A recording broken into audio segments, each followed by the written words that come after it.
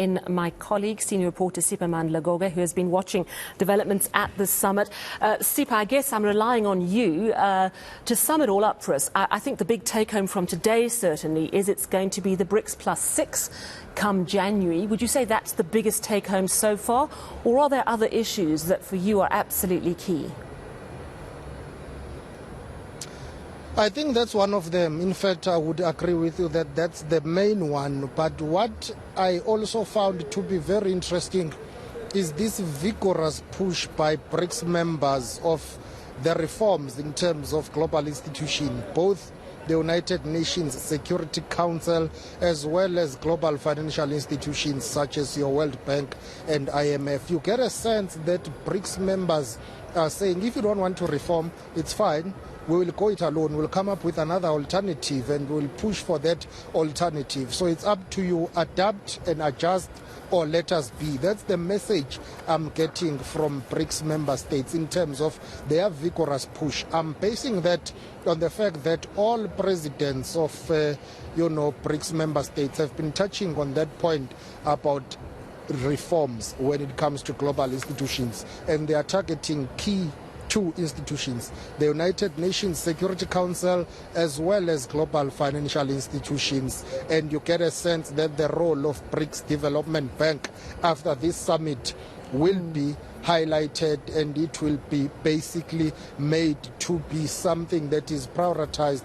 And that press briefing by the Indian delegation earlier today, whereby India was very clear in saying, look, we support these reforms. In fact, India went as far as calling for the African Union as a bloc to be represented in the G20 structure or setup, and also saying in the UN Security Council, Africa has to be represented. There has to be a permanent seat. In terms of these global financial institutions, the position that has dominated here was, if you don't do it, we'll find an alternative. It will not be a nice thing to do.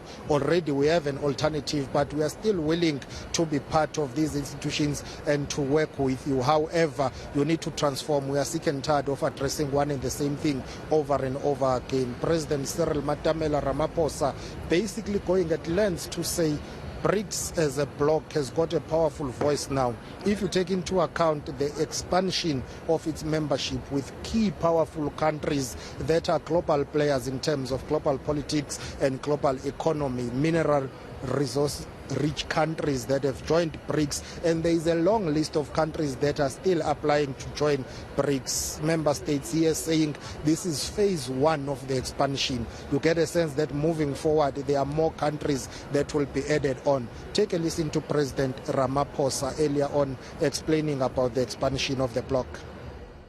We have decided to invite the Argentine Republic, the Arab Republic of Egypt, the Federal Democratic Republic of Ethiopia, the Islamic Republic of Iran, the Kingdom of Saudi Arabia, and the United Arab Emirates to become full members of Brics. The membership will take effect from the 1st of January 2024.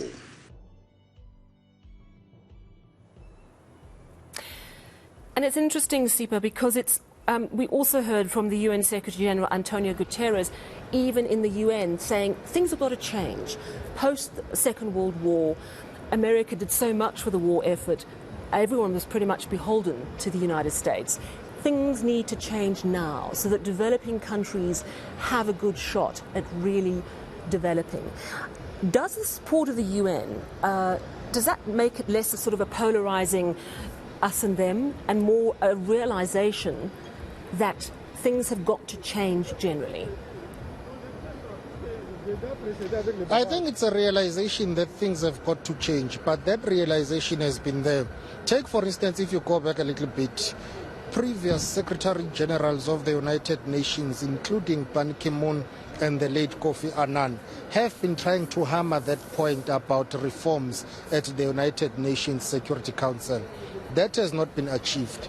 Antonio Guterres himself has been driving that point to say we need reforms. It would appear that his calls have been falling on deaf ears. I asked him about it. He said, well, there is progress that is being made. His defense was it's not up to him to make those reforms. It's up to member states to agree to such reforms.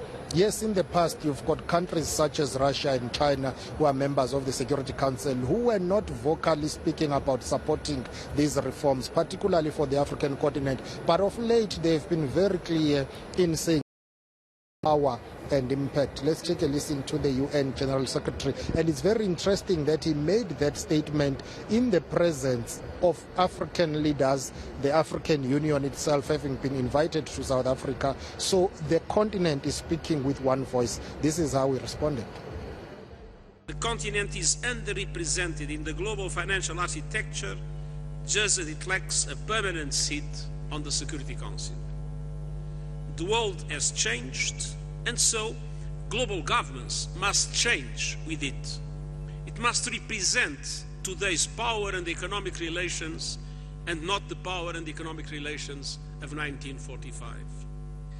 And that is why I've been advocating deep reforms to make global frameworks truly universal and representative of today's realities and more responsive to the needs of developing economies. We need more inclusive institutions at every level, including through greater representation of women and young people. But all this in a context in which I believe two areas require a particularly important reform effort. One is the Security Council, the second, the Bretton Woods system. If we are not able to reform our institutions and make sure that they reassume a truly universal character, we risk fragmentation, and fragmentation can be, one day, a factor of confrontation. Very interesting comments coming from the UN Secretary General. Yes, and of course, the power, of course, lies in security and in money and economies and how it is run. Thank you so much for wrapping up the big points from what's been happening at the Brics conference here in Johannesburg. That's eNCA senior reporter Siphamandla Goge. Now let's